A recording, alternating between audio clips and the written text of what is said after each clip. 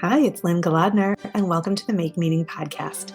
I'm a writer and entrepreneur, and through decades of writing articles for magazines and newspapers and authoring books, I've learned that we succeed through inspiration from storytelling and deep and mutually beneficial relationships. This show began in 2018 after my father was diagnosed with a terminal illness, and I wanted a way to capture his stories and record his insights. It's grown since then to share stories of how people around the world make meaning from very ordinary pursuits. Now I focus on sharing the stories of writers, authors, and those in the world of publishing to learn how and why we create stories that help us make meaning from the mundane. I'm a former journalist and marketing entrepreneur, and I've been teaching writing for more than 2 decades. As a writing coach, I help authors build their brands and share their words. If you'd like to write with me, check out my offerings at lynnegolodner.com. And you'll find more episodes of this podcast at makemeaning.org, as well as on every podcast platform you can think of. If you like what you hear, please give us a 5-star review at Apple Podcasts. Thank you for tuning in to the Make Meaning podcast. Now, on to the show. As a child in northern Michigan, Dawn Chalker wrote her first novel in 5th grade. She's taken classes toward a naturalist certificate through Northwestern Michigan College and helped rehabilitate orphaned wild animals. It was on a hike near her home on the Leelanau Peninsula along Lake Michigan where she got the idea for her first novel, Bear Me in Mind. Dawn has also written several children's books and is at work on a second novel inspired by her experience as a university student in France in 1971. Today, I am thrilled to welcome Dawn Chalker to the Make Meaning podcast. Hey, Dawn, welcome to the Make Meaning podcast. Thank you. I'm glad to be here. Yeah, I'm so excited to hear about your writing journey because you've been pretty much writing all your life, right? That's true. When I was little, I used to write these little books and illustrate them. Uh-huh. And in 5th grade, I wrote my first novel. Oh, wow. What was that novel about? It was back at the time when people were just starting to write for young adults, say. Mm-hmm. Usually something where the main character would achieve something, maybe a high school student in art, or young woman was raising puppies, and then there'd always be a romance. So my best friend and I we were reading these books and we decided we would write our own. So that's kind of what we modeled them on. That is so cute. I just imagine these 10-year-old girls really eagerly writing. I was one of those, so I totally remember. Funny because I keep my corduroy journal from the 70s behind my desk now just to remind me who I've always been, you know? Oh, lovely. Yeah, so it just takes you back. So I wanted to start by asking you what you love most about writing. It's kind of a mindfulness thing, I guess, that when I'm really engrossed in it, that's all I think about. And whatever terrible is happening in the world or anything I'm concerned about, what I'm fixing for dinner, none of that really matters. I'm just engrossed in the characters and the plot and where it's going. And that's a great experience. Yeah, yeah. Do you write by hand or do you write on the computer? What's your process? I write on the computer. I actually kind of miss the days when I wrote by hand, but it saves a lot of time, obviously, because there's always lots of editing or things I think, oh, no, I shouldn't have said it that way. It should be this way. Yeah. So, yeah, no, same. I mean, I find that I'm actually much more creative when I write by hand, but it's just more efficient to write on the computer. But there is actually research that we activate a different part of our brain where we are more creative when we write by hand. But yeah, I have like tons of journals that are just waiting for me to open them. So, to write by hand. Right. And I still saved, journals that I wrote before. And those are very helpful sometimes when I'm trying to come up with ideas or think about, well, what was that like? Yeah. And sometimes I still do write by hand, just if an idea is coming to me and I'm trying to work it out, or thoughts that I have, because I do think that in a way I'm more creative when I'm writing by hand. So Yeah. Yeah. Yeah. Well, I was wondering where you find inspiration or your subject matter. Tell me a little bit about how you've come to your topics for your books. the recent book, Bear Me in Mind, you may have looked at the website, hepaticabooks.com, and I describe an incident with a bear, and it had a big impact on me, a very positive effect on me. And anyway, we were hiking one of the trails one day, and this idea came to me about writing this book about this naturalist and how this experience in the woods with this bear kind of opened her up to thinking about her life and who she was. Hmm. What was your experience that you had in real life that inspired that? We were in Alaska, and we were staying at a bed and breakfast that was about a mile's walk from the Mendenhall Glacier Mm-hmm. Park. And Mm-hmm. so we walked there, and it was just along a regular road with sidewalks on both sides. So we walked down and spent part of the day at the park.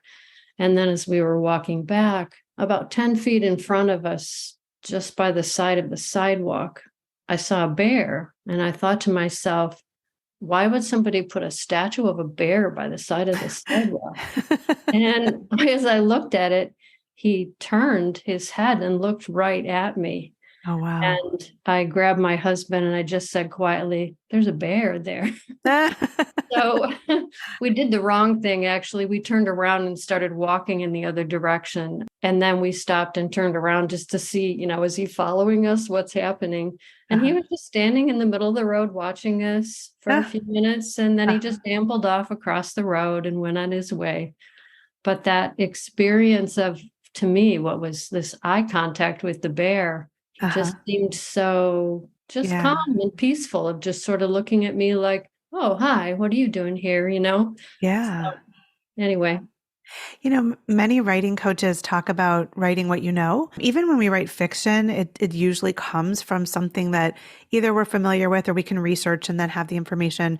So has that been your experience to write about what you know in your Oh, books? absolutely. And in the book Bear Me in Mind, the characters are all partly based on people I know, experiences that I've had or someone else has had personally. So yeah, I think that's true. And I think that for me, I'm more comfortable writing something I really know about. I also like to do the research to add to it, specifically on the Mm-hmm. details of things, to make sure that I'm doing it correctly.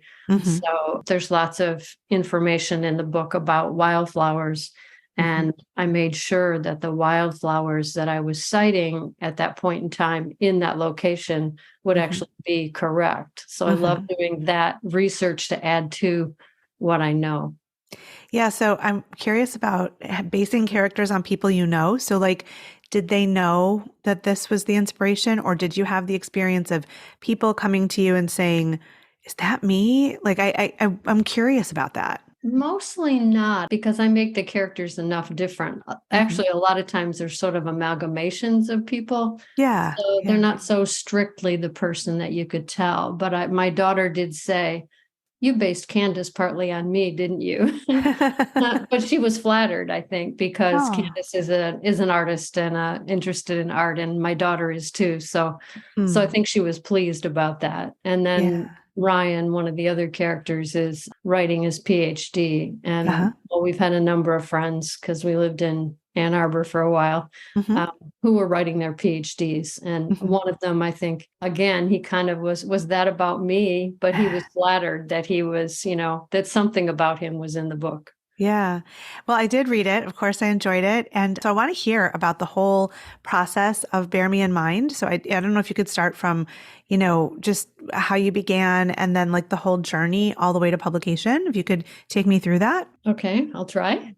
So I got the inspiration, as I say, on the hike, Yep. and I just came home and I just started writing that part of it. And then that's sort of how it evolved. I would be usually somewhere else. We do a lot of hiking so often, and we're quiet a lot when we hike, just, Uh-huh.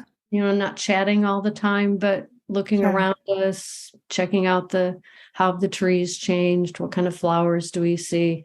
Hmm. So it's kind of a meditation. Anyway, ideas would come to me, but they weren't in order. So I would just come and write a scene that I knew Hmm. was going to be in the book. Hmm. And then as I got to know the characters, it sounds silly to me, but it was like they were real people and they came alive. And I would Yeah. sit down to write a conversation, and I wasn't thinking about, oh, this person's going to say this person's going to say that. They would just start talking to each other, and I would just sit there and write what it felt Wow. like they were saying. Yeah. That part was really fun. I enjoyed that a lot. Uh-huh. And every once in a while, then there would be something, and I think, well, is that really how it would be? Like the police are involved in the book. And Mm-hmm. so I was basing it on, we watch a lot of English mysteries. Oh, we And do so too. That's so funny. okay, okay, cool. Kindred spirits. Yes. Yes, indeed. And so I realized that I was basing my experience with the police on these English stories. So I thought, well, maybe I better look up what really happens in this area. So I looked it up to make sure that the titles and the structure of the police department was Mm-hmm. actually reflecting what would Mm-hmm. it would be like up here. Yeah. Yeah. Things would come up. Well, how did the drug dealers know this? Or how did this person know that? Mm-hmm. So then I have to think about, well, how would that really happen? So Mm-hmm. in one situation, there's a tracking device, and there Mm-hmm. happened to be an article in the New York Times about tracking devices. So Mm-hmm. I read that, and my husband and I talked about, oh, how might that work? How would that really look? Mm-hmm. So they were just, it kind of came together in pieces, I'd say. And Mm-hmm. and every once in a while I get to the point and I'd go, well, I think this is done. But Mm-hmm. then I'd look at it again and I go, no, that's not really quite. People are going to wonder, well, why did this happen? Why did that happen? I had some readers. I had 3 people who read it for me. How'd you find them? One was my daughter. Uh-huh. She's an artist, but she's also an excellent writer. Uh-huh. When she was in high school, her writing teacher actually called me, and teachers don't do this very often, I know from working in the schools. She called me and said, your daughter is a really good writer. Her dialogue is really excellent. Anyway, I know she's a very good writer. She's a poet as well. And I know she'll tell me what she thinks. Yeah. Yep. She read it, and she was the first person who said, you should publish this. She thought the dialogue was authentic. Uh-huh. And the characters are close to what her age is. So that made me feel, well, maybe this is all right. And then a friend who, she's just very smart. She's very literate. She reads, and she just has a knack for looking at the whole picture and telling me what's missing or what I might do or something I should think about. Mm-hmm. And then the third person was my husband, and he writes mostly nonfiction, although he likes fiction a lot. But he's very good at grammar and structure and spelling and all that. Uh-huh. So there were sort of 3 different perspectives, I guess. I would have liked to have more people read it. I used to belong to the Society for Children's Book Writers and Illustrators, the Michigan chapter. Yeah. And I learned a lot about critiquing. Yeah. I used to attend their conferences. They did an annual weekend conference, and there would be editors there from publishing houses who would make presentations on writing and publishing. And then they would, for a small fee, they would critique part of a sample of your work and then you and talk about it. And then the third thing was you would get assigned to a critique group based on the genre you were writing in. Okay. Been with a lot of different critiquers, and some people are really good at it. Yeah. And some people are really terrible. Yeah, true. Very true. So I was just careful about, I didn't want to just ask just anybody, because if somebody doesn't really understand the writing process or what it is that I'm trying to do, it can be discouraging. Yeah. So, anyway, so there was that. And then I did pay someone who was an editor. I did pay someone to critique my work, but I did not think it was very helpful.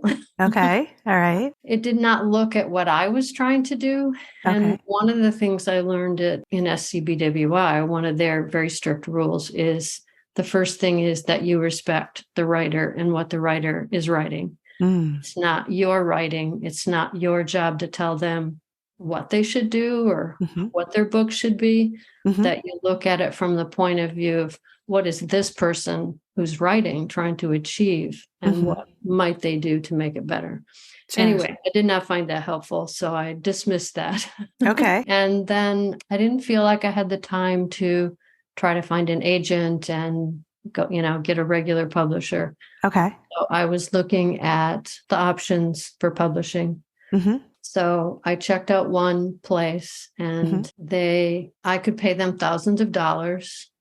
And if I did what they told me to do, including who my characters should be, what they should say, what the plot should be, they would put it in their publication list. If I wasn't willing to do that, I could still pay them thousands of dollars, but they wouldn't put my book in their list and promotion. And I thought, well, neither of those sounds like a very good choice. I talked it over with my husband and he said, why don't we just do it ourselves? So I found a book at the library on self-publishing, and she was an author, an editor, and did set up her own company to self-publish. So anyway, we just started going through the steps of what you needed to do, how to get an ISBN number, how to get a Library of Congress number, what you needed to do for a copyright, looked at acknowledgments, how do people, so we looked at books, then how do people write acknowledgments, and then you go through Amazon and Ingham Press, Spark Press, and so that's Amazon, KDP, and Ingram Spark, right? That's right. My daughter designed the cover, and my husband. It's actually very interesting. It's very tricky to get the spine just right. Because you have to know the exact number of pages you're going to have. And it's within a fraction of an inch that you have to have the space. Right. Anyway, my husband figured all that out. Okay. So we just kind of went through all the different parts of a book and what you had to do to do those. And that was it. And then my husband and I basically did the proofing and we're both very good at grammar and spelling. And we basically did it pretty much ourselves. And so did you have like a launch party or any kind of promotional things to like let people know the book was out there or anything? I didn't do a launch party. We haven't lived here very long. If I'd still been in Ann Arbor, I would have done that because I knew people there, friends and co-writers and a critique group that I'd been in, a book reading group I'd been in. But I just didn't feel like I knew enough people here to do a book launch party kind of thing. So I didn't do that, but we did do a sell sheet and had it printed at a printing place.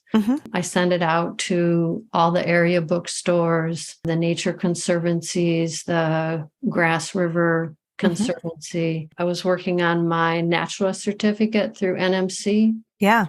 And I just sent them a thank you note because they had a lot to do with me knowing enough to write this book and include all the nature stuff.